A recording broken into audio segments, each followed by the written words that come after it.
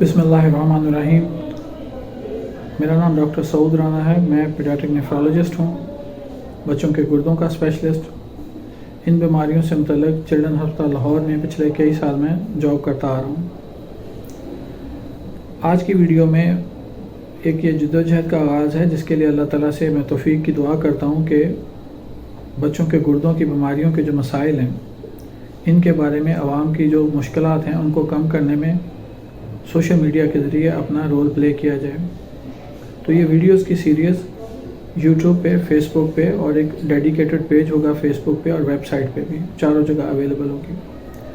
आज की वीडियो में हम 3 क्वेश्चंस का जवाब देंगे। 2 आवाम से मुतल्लिक़ हैं। एक ये कि गुर्दों के जो सर्जन हैं और गुर्दों के सादा डॉक्टर हैं इनके नाम की क्या कन्फ्यूजन है। दूसरा क्वेश्चन होगा कि जो मुख्तलिफ अस्पताल कहाँ पे गुर्दों के स्पेशलिस्ट मौजूद हैं और किन दिनों में उनसे मिला जा सकता है। और तीसरा पार्ट जो इसका वो आम डॉक्टर से मुतल्लिक़ होगा कि फिजिशियंस जब किसी मरीज़ को भेजेंगे तो उसमें यूरोलॉजिस्ट का क्या रोल है, नेफ्रोलॉजिस्ट का क्या रोल है। पहले क्वेश्चन की तरफ आते हैं।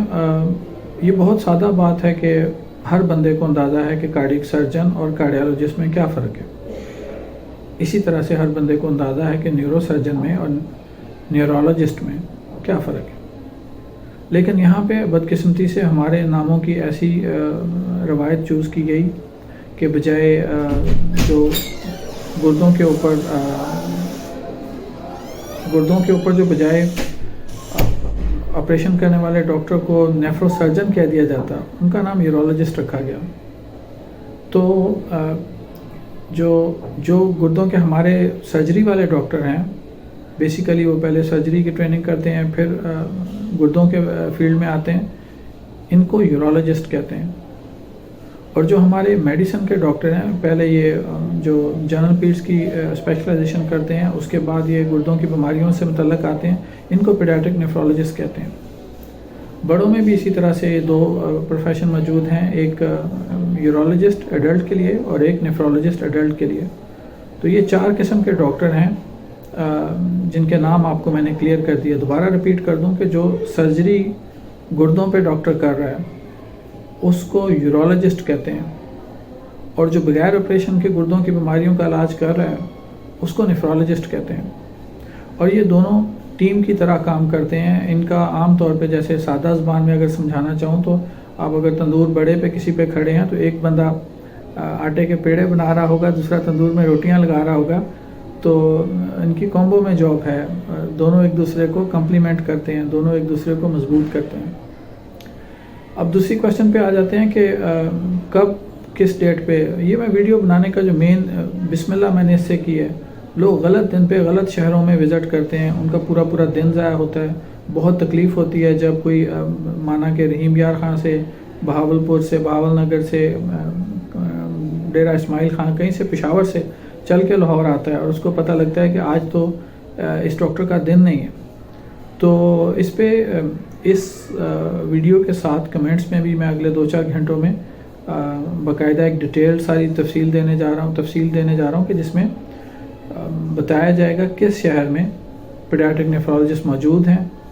अगर वो सरकारी में फ्री में चेकअप कर रहे हैं तो उनके चेकअप के दिन क्या क्या हैं, और अगर वो प्राइवेट में चेक कर रहे हैं तो वो उनकी मर्ज़ी होगी तो हम उनके नंबर भी शेयर कर देंगे। ये दोनों ऑप्शन आपके पास मौजूद होंगे। तो ये ना सिर्फ पंजाब को हम कवर करेंगे बल्कि इस लिस्ट में सिंध और बाकी सूबों को भी कवर करेंगे। ऑब्वियसली बलूचिस्तान में तो कोई एक बंदा भी मौजूद नहीं है अभी तक बाज़ार। ये तो था दूसरा क्वेश्चन। अब तीसरा क्वेश्चन आ जाता है कि किस बीमारी में हमने किसके पास रेफ़र करना है जो कि फ़िज़िशियन आम डॉक्टर से मुतल्लिक़ है। देखिए, स्टोन से शुरू करते हैं। इसमें आज का मेरा फोकस होगा नेफ्रोलॉजिस्ट और यूरोलॉजिस्ट के बीच में कैसे रेफरल होगी। स्टोन की अगर हम बात करते हैं तो स्टोन को निकालना, अगर स्टोन ने आके रुकावट डाल दी है तो उसको बाईपास करना। मैं ज़ुबान थोड़ी सिंपल रखूँगा ताकि इसी बारे में हमारे जो आवाम है उनकी भी समझ में साथ आती जाए। मैं टर्मिनोलॉजी इंग्लिश की यूज़ नहीं करूँगा। तो पत्थरी जो है ये अगर बन गई है इसको हटाना है ऑपरेशन से।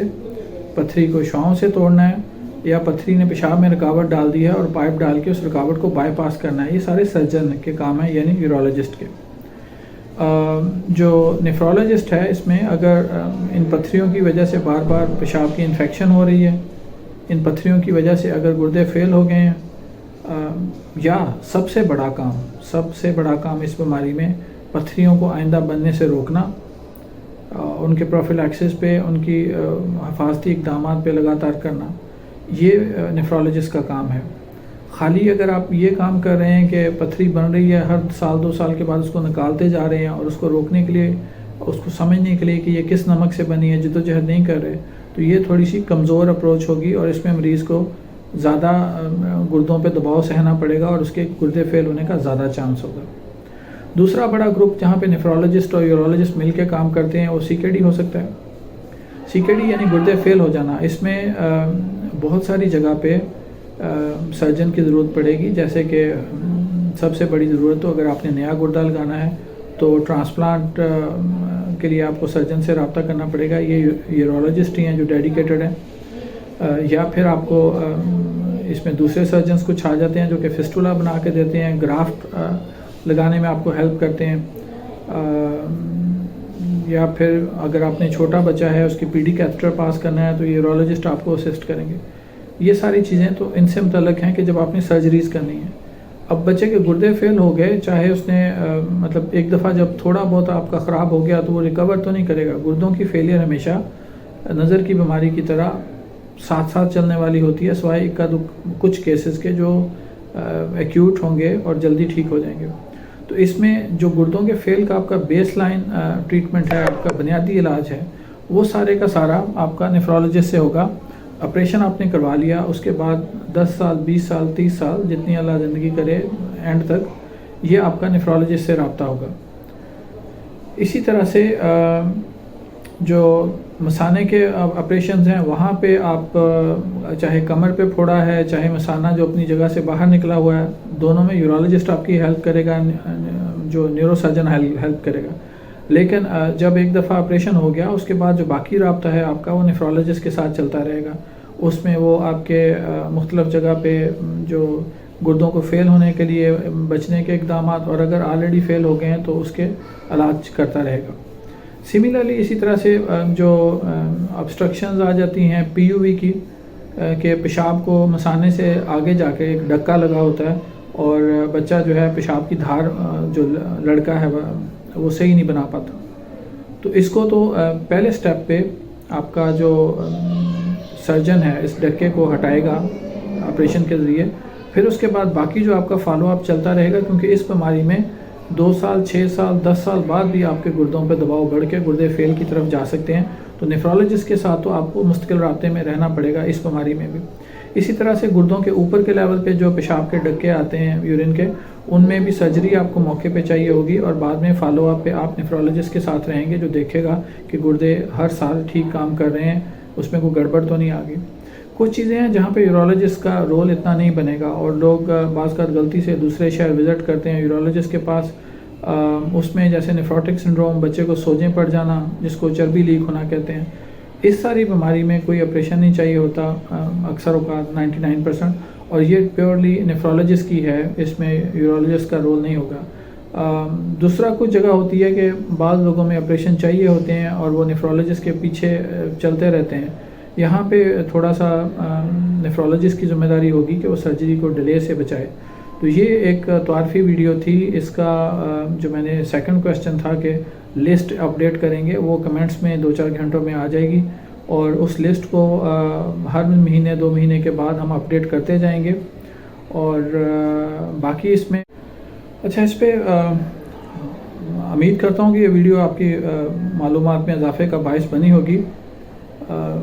یہ جس پہلی ویڈیو ہے، اس پہ اگلی ویڈیو میں ہم بات کریں گے کہ جو ایڈلٹ نیفرولوجسٹ ہے، بڑوں کا نیفرولوجسٹ، اس کا اور جو بچوں کا نیفرولوجسٹ ہے اس میں کیا فرق ہے، اور کیوں یہ ایک دوسرے کو مریض کو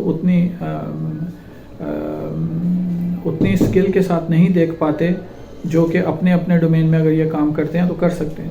اگلی ویڈیو اس پہ ہوگی انشاءاللہ۔